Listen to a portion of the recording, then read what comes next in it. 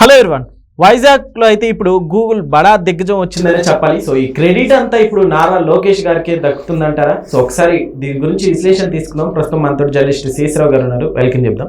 Hello sir. Hello. ఇది నిజంగా నారా లోకేష్ గారికి దక్కుతుందంటారా సార్? సో యువ నాయకత్వం అనేది చాలా క్లియర్ కనిపిస్తుంది. యువకులు ఎప్పుడైతే ఆయన సక్సెస్ అయ్యారో ఆ రోజునే ఒక రాజకీయ నాయకుడిగా ఎమర్జ్ అయిపోయారు. సొంత పార్టీ నుంచి ఆయన యాక్సెప్టెన్సీ 100% ఏర్పరచుకున్నారు.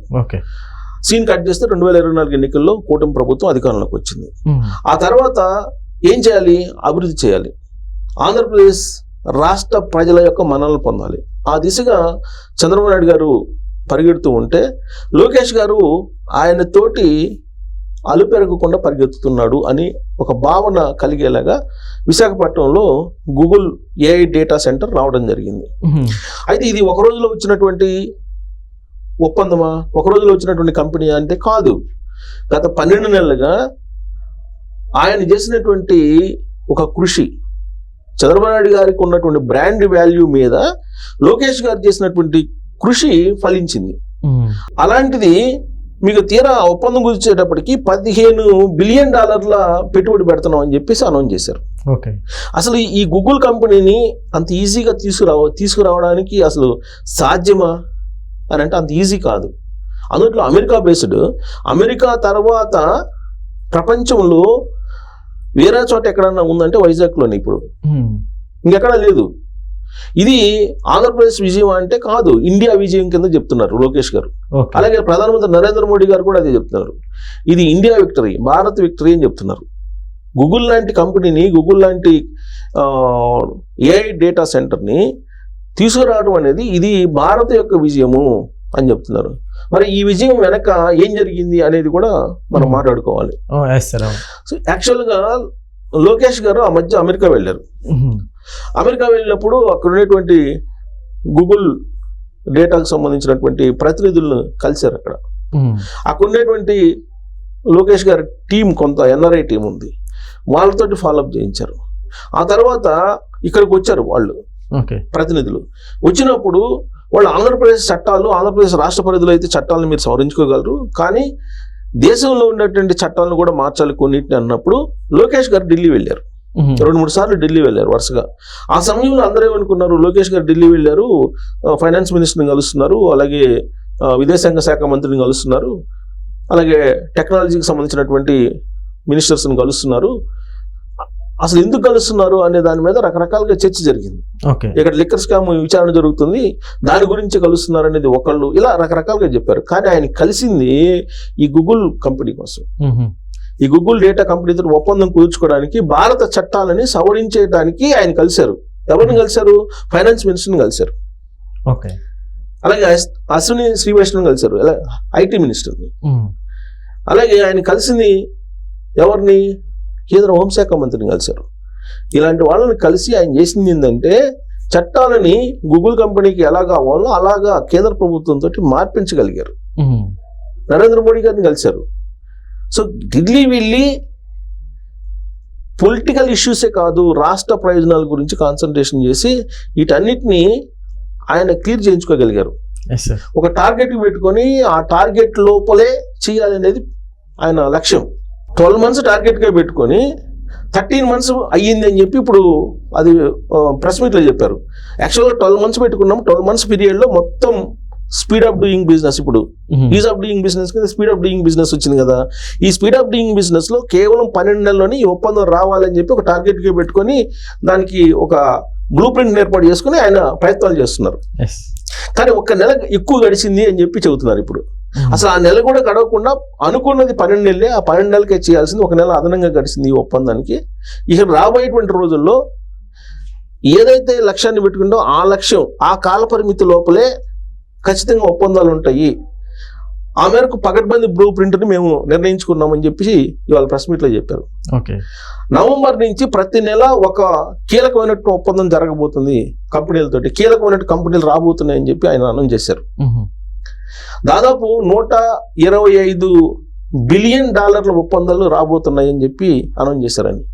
ఇప్పుడు జరిగింది మనకి $15 బిలియన్, $125 బిలియన్ ఒప్పందాలు రాబోతున్నాయి రాబోయేటువంటి రోజుల్లో. ప్రతి వారం ఒక కీలకమైనటువంటి ఒప్పందానికి సంబంధించి కంపెనీకి సంబంధించిన ఒప్పందాన్ని మీరు చూడబోతున్నారని చెప్పి నవంబర్ నుంచి మీరు చూడండి అని చెప్పి చెప్తున్నారు. నవంబర్లో వైజాగ్ కేంద్రంగా చేసుకునే 14-15 తారీఖుల్లో ఒక అత్యంత పెద్ద కీలక సమావేశం జరగబోతుంది, పారిశ్రామిక సదస్సు సిఐఏ ఆధ్వర్యంలో. సో పారిశ్రామిక సదస్సు జరుగుతుంది. ఆ పారిశ్రామిక సదస్సులో కుదిరేటువంటి ఒప్పందాలు ఏవైతే ఉన్నాయో ఆ ఒప్పందాలు అసలు ఆంధ్రప్రదేశ్ సమీప భవిష్యత్తులో ఎటు టర్న్ కాబోతుంది అనేది ఒక క్లారిటీ వచ్చే అవకాశం ఉంది. అందుకే ఆ మీటింగ్ సక్సెస్ చేయడానికి, ఆ మీటింగ్ ని ప్రపంచంలో ఉండేటువంటి టాప్ కంపెనీస్ ఏవైతే ఉన్నాయో ఆ టాప్ కంపెనీస్ ని ఇక్కడికి ఆహ్వానించడానికి ఆయన ఆస్ట్రేలియా వెళ్తున్నారు లోకేష్ గారు. మరోవైపు చంద్రబాబు నాయుడు గారు దుబాయ్ వెళ్తున్నారు. అక్కడే దుబాయ్ కానీ సౌదీ కానీ యుఏఈ అక్కడికి వెళ్తున్నారు చంద్రబాబు నాయుడు గారు. ఆఫ్రికా కంట్రీస్కి లోకేష్ గారు వెళ్తున్నారు. నవంబర్ 14-15 తారీఖులో ఈ సదస్సుకి మొత్తం సమాయత్తం అవుతున్నారు. ఆ దేశాల్లో జరిగే సిఐ ఆధ్వర్యంలో ఆ దేశాల్లో జరిగేటువంటి సమావేశాల్లో పాల్గొని మీ రిహార్సల్ చేసుకొని అసలు సినిమా మనం అక్కడ చూడబోతున్నాం. ఇప్పటి వరకు ట్రైలర్సే మనం చూసాం. లోకేష్ గారు ఆయన సత్తా ఏంటి, ఆయనకు ఉండేటువంటి క్యాపబిలిటీ ఏంటి, ఆయన ఏ విధంగా ఆంధ్రప్రదేశ్ రాష్ట్రానికి ఒక విజనరీగా మారబోతున్నారు, చంద్రబాబు నాయుడు గారి విజన్ కంటే కూడా మిన్నగా అనేది మనం జస్ట్ ట్రైలర్ చూసాం గూగుల్ ఒప్పందం చేసుకున్న తర్వాత.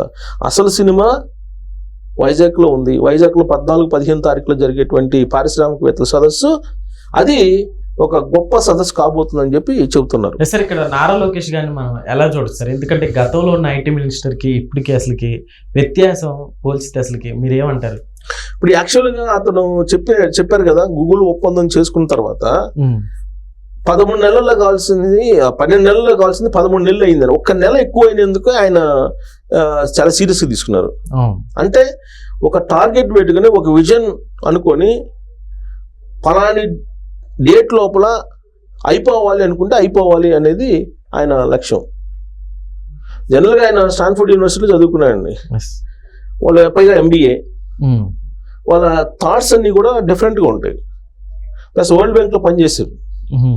ఆయనకి లాంగ్వేజ్ ప్రాబ్లం కూడా లేదు. ఆయన బిజినెస్ మైండ్స్ తర్వాత ఇండస్ట్రీ మైండ్స్ ఎలా ఉంటుంది అనేది బాగా తెలుసు కాబట్టి ఒకటి ఇక్కడ ప్రస్తావించాలి. చాలామంది బిజినెస్ జైగాంట్స్ చెప్పేది ఏంటంటే, పిలిచినంత మాత్రాన ఏ రాష్ట్రం పిలిస్తే ఆ రాష్ట్రానికి బిజినెస్ పీపుల్ వెళ్ళరు. అక్కడ ఉండేటువంటి నాయకత్వం ఏంటి, వాళ్ళ యొక్క కమిట్మెంట్ ఏంటి, వాళ్ళ బాడీ లాంగ్వేజ్ ఏంటి, ఇవన్నీ చూస్తారట. ఇవన్నీ చూసిన తర్వాతనే వస్తారంట ఇండస్ట్రియలిస్టులు. సో ఇవన్నిటినీ పుణికిపుచ్చుకున్నటువంటి లీడరు లోకేష్ గారు అనేది ఇప్పుడు గూగుల్ ఒప్పందం తర్వాత చాలా మంది పారిశ్రామికవేత్తలు అలాగే వాణిజ్యవేత్తలు ప్రశంసిస్తున్నారు ఆయన్ని. ఇప్పటి వరకు మన చంద్రబాబు నాయుడు గారిని మనం చూసాం. హైదరాబాద్లో మైక్రోసాఫ్ట్ తీసుకొచ్చి గేమ్ చేంజర్ అయింది. ఇప్పుడు హైదరాబాద్ ఏ విధంగా ఉంది, ఎప్పుడో 25 సంవత్సరాల క్రితం చంద్రబాబు నాయుడు గారు హైదరాబాద్ని ఇలా చేయాలని చెప్పి విజన్ ఆయన తయారు చేశారు. ఆ విజన్ బేస్ చేసుకొని మొత్తం డెవలప్ అయిందని చెప్పి అనుకున్నాం. రాబోయేటువంటి రోజుల్లో లోకేష్ గారు గూగుల్ డేటా ఒప్పందం కారణంగా ఆంధ్రప్రదేశ్ని కూడా రాబోయేటువంటి 20 సంవత్సరాల్లో హైదరాబాద్ని మించినటువంటి విధంగా వైజాగ్ని చూడబోతున్నాం అనేది ఐటీ దిగ్గజాలు చెప్తున్నాయి. పైగా చంద్రబాబు నాయుడు గారి యొక్క విజన్కి లోకేష్ గారి యొక్క ఎఫిషియన్సీ తోడైంది. దాంతో ఆయన విజన్ ఈయన ఎఫిషియన్సీ రెండు కలిస్తే ఆంధ్రప్రదేశ్ దిశను మార్చేస్తున్నారు. ఆంధ్రప్రదేశ్ రాబోయేటువంటి రోజుల్లో ఊహించినటువంటి విధంగా ఇదే స్పీడ్ తోటి కనుక వెళ్తే డెవలప్మెంట్ని మనం చూడబోతున్నాం. సిఆర్డీఏ భవనం ఓపెన్ అయింది. సిఆర్డీఏ భవనం గురించి నానా రకాలుగా విమర్శలు చేశారు. అది ఓపెన్ చేసిన తర్వాత దాని ఇంటీరియర్స్ చూస్తే చంద్రబాబు నాయుడు యొక్క థింకింగ్ ఎలా ఉంటుంది అనేది అర్థమవుతుంది. అలాగే ఇప్పుడు మొత్తం ఓవరాల్గా సంక్షిప్తంగా ఆంధ్రప్రదేశ్ ఎలా ఉండబోతుంది అనేది కనుక మనం ఒక్కసారి విజువలైజ్ చేసుకుంటే రాబోయేటువంటి రోజుల్లో ఐటీ హబ్గా, ఐటీ జోన్గా వైజాగ్ ఉండబోతుంది. అలాగే ఆర్టిఫిషియల్ ఇంటెలిజెన్స్, క్వాంటమ్కి సంబంధించి క్వాంటమ్ కంప్యూటర్ హబ్గా, క్వాంటమ్ కంప్యూటర్ జోన్గా అమరావతి ఉండబోతుంది. తిరుపతి అంటే చిత్తూరు జిల్లా తిరుపతిలో అది ఎలక్ట్రానిక్ హబ్గా మారబోతుంది. ఇప్పుడు దేశంలో తయారయ్యేటువంటి అన్ని ఏసీల్లో 50% అక్కడ తయారవుతున్నాయి, శ్రీ సిటీలో తయారవుతున్నాయి. సో రాబోయే రోజుల్లో అది ఎలక్ట్రానిక్ హబ్గా మారబోతుంది, ఎలక్ట్రానిక్ జోన్గా మారబోతుంది. ఇక కర్నూలు రేపు నరేంద్ర మోడీ గారు రాబోతున్నారు. 10,000 కోట్ల పైగా విలువైనటువంటి శంకుస్థాపనలు, ప్రారంభోత్సవాలు చేస్తున్నారు. దాని కారణంగా 2 లక్షల ఉద్యోగాలు వస్తాయని చెప్పి ఎక్స్పెక్ట్ చేస్తున్నారు. సో ఆయన అక్కడ యాక్చువల్గా ఇప్పటికే ఫస్ట్ FDI 2014-19 మధ్యలో చంద్రబాబు నాయుడు గారు కియా రూపంలో తీసుకొచ్చారు. FDI అంటే ఫారిన్ డైరెక్ట్ ఇన్వెస్ట్మెంట్, దాన్ని తీసుకొచ్చారు. ఆ తర్వాత రికార్డు ఏదైనా ఉందని అంటే గూగుల్ AI డేటా సెంటర్కి సంబంధించి గూగుల్ది. FDI డైరెక్ట్ గా ఒక రాష్ట్రానికి రావడం అనేది చిన్న విషయం కాదు. ఫారిన్ డైరెక్ట్ ఇన్వెస్ట్మెంట్ రావడం అనేది ఇట్స్ నాట్ జోక్. అప్పుడు 2014-19 మధ్యలోనేమో కియా రూపంలో అక్కడ తీసుకొచ్చారు, ఇక్కడ గూగుల్ రూపంలో ఇప్పుడు తీసుకొచ్చారు FDIని. దీని కారణంగా ఆంధ్రప్రదేశ్కి, భారతదేశానికి దాదాపు ఏడాదికి 30 నుంచి 40,000 కోట్ల రూపాయల ఆదాయం ఉంటుందని ఎక్స్పెక్ట్ చేస్తున్నారు, కేవలం గూగుల్ ఒప్పందం కారణంగా. సో ఇవన్నీ లెక్కేస్తే ఆంధ్రప్రదేశ్ సమగ్ర అభివృద్ధి చేయడానికి సమగ్రమైనటువంటి డిజైన్ ఒకటి తయారు చేశారు. ఇక దొనకొండలో ఆల్రెడీ అక్కడ మిజైల్ కి సంబంధించినటువంటి ఇండస్ట్రీని ప్రారంభించబోతున్నారు, ఆల్రెడీ ల్యాండ్ కూడా కేటాయించారు. వైజాగ్ లో ఇప్పటికే TCS, కాగ్నిజెంట్ ఇవన్నీ వచ్చినాయి. అమరావతిలో IBM అలాగే TCS ఇవన్నీ ఇన్నోవేషన్ హబ్స్ రాబోతున్నాయి. సో సమగ్రమైనటువంటి అభివృద్ధి ఆంధ్రప్రదేశ్లో చేయడానికి చంద్రబాబు నాయుడు గారి యొక్క విజన్ 2029-2047, లోకేష్ గారి యొక్క ఇన్నోవేషన్, ఆయన ఎఫిషియన్సీ, ఆయన ప్రణాళిక వెరసి ఆంధ్రప్రదేశ్ అద్భుతమైనటువంటి రాష్ట్రంగా రాబోయే రోజుల్లో ఉండబోతుంది. దానికి కారణం ఏంటంటే డబుల్ బుల్లెట్ ఇంజన్ ప్రభుత్వాలు అని చెప్పి అంటున్నారు లోకేష్ గారు. డబుల్ ఇంజన్ ప్రభుత్వాలని, డబుల్ ఇంజన్ సర్కార్లు అన్నారు మొన్నటిదాకా. అంటే దేశంలో రాష్ట్రంలో ఒకే ప్రభుత్వం ఉందని, ఎన్డీఏ ప్రభుత్వం. కానీ ఇప్పుడు డబుల్ ఇంజన్ బుల్లెట్ సర్కార్లు ఉన్నాయి, డబుల్ ఇంజన్ బుల్లెట్ ప్రభుత్వాలు ఉన్నాయి అని చెప్పి చెప్తున్నారు. సో కాబట్టి అక్కడ ఇక్కడ బుల్లెట్ ట్రైన్స్ మాదిరిగానే దేశంలో, రాష్ట్రంలో ప్రభుత్వాలు అభివృద్ధి దిశగా పరుగు పెట్టిస్తున్నాయి అనేటువంటి యాంగిల్ ఆయన మాట్లాడుతున్నారు. ఇదే పరుగు కొనసాగితే కనుక డెఫినెట్గా 2047 నాటికి దేశంలో నెంబర్ 1, ప్రపంచంలో నెంబర్ 1, దేశంలో కాదు ప్రపంచంలో నెంబర్ 1, 2029కి దేశంలో నెంబర్ 1 ఆంధ్రప్రదేశ్కి నిలపాలనేది చంద్రబాబు నాయుడు యొక్క లక్ష్యం. ఆ లక్ష్యం నెరవేరాలంటే ప్రజలు సహకరించాలి, ప్రజలు అర్థం చేసుకోవాలి. ఆ రోజున చంద్రబాబు నాయుడు గారు మైక్రోసాఫ్ట్ హైదరాబాద్కి తీసుకొస్తే ఇది బాగా ఉపయోగపడుతుందంటే ఆ రోజున ఆయన అందరూ తప్పు పెట్టారు, 100కి 90 మంది తప్పు పెట్టారు. కంప్యూటర్ కూడబడుతుందా, ప్రపంచ జీతగాడు ఈయన హైటెక్ ముఖ్యమంత్రి, పేదల ముఖ్యమంత్రి కాదు, ఇలాంటివన్నీ చాలా మాట్లాడారు. ఇలాంటి చాలా ఉన్నాయి. ఇప్పుడు మాట్లాడడానికి అవకాశం లేదు, ఎందుకంటే హైదరాబాద్ కళ్ళెదురు కనిపిస్తుంది.